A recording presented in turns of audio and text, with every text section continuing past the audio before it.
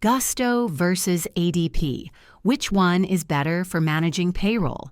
Hey guys, in this video, I'm going to break down Gusto and ADP, two of the biggest names in payroll, so you can decide which one actually fits your business size and needs. Let's start with Gusto.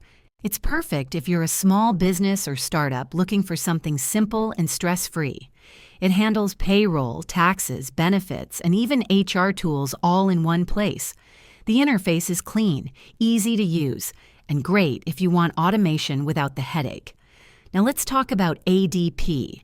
ADP is more of an enterprise-level platform, used by mid-sized businesses and big companies who need advanced reporting, deep compliance tools, and full HR integration. It's powerful, but it can feel overkill if you're just running a small team.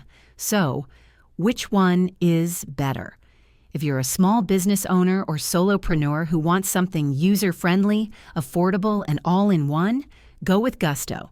If you run a larger company and need advanced payroll features, compliance help, and HR support, ADP might be the better fit.